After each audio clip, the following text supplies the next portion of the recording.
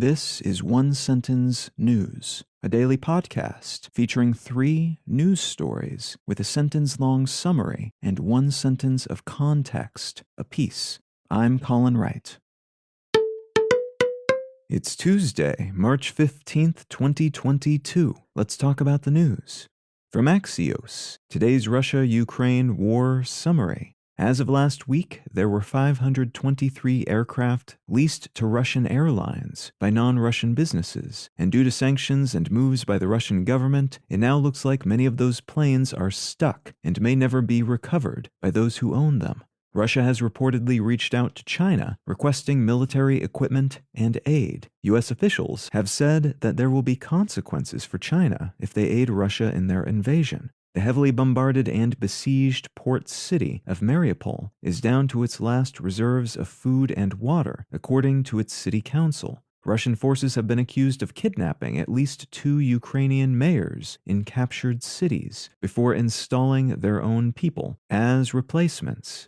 An independent U.S. commission tasked with promoting human rights and security in Europe has recommended the U.S. government upgrade its relationship with Ukraine, designating it a major non-NATO ally, as that would make it easier to send various kinds of support. Russian prosecutors have warned international companies pulling out of the country that their assets, including their trademarks, will be seized if they leave, and their local leadership could be arrested if they make any statements against the war or criticize the Russian government. And Russia has struck a Ukrainian military base located close to the Polish border with missiles, killing 35 people and wounding 134.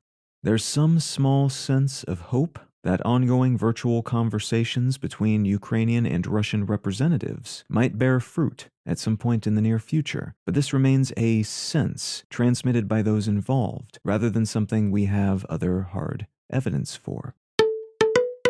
From Reuters, Moderna plots vaccines against 15 pathogens with future pandemic potential.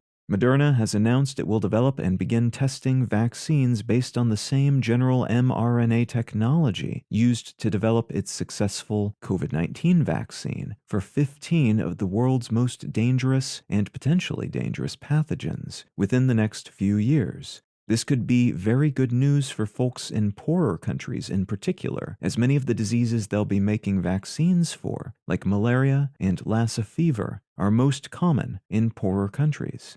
Moderna has also announced that they will permanently waive their COVID vaccine patents for doses intended for certain low- and middle-income countries.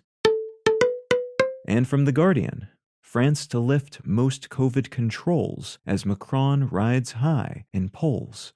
Hardcore pandemic limitations have been sunsetted in France, a country that just a few months back was struggling with a substantial Omicron-driven outbreak of COVID-19, paired with political turmoil triggered by President Macron's unflattering statements about people who refused vaccinations.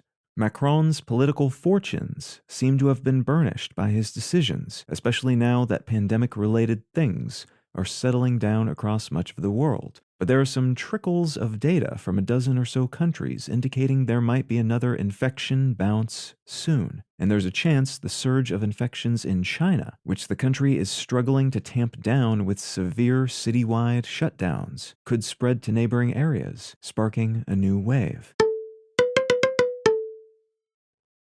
If you're finding some value in One Sentence News, consider leaving a quick review wherever you get your podcasts and/or sharing the show with a friend. You can find out more about this show or subscribe to the email version at onesentencenews.com. And you can support this and other related projects, like the Let's Know Things and Brain Lenses podcasts at understandery.com.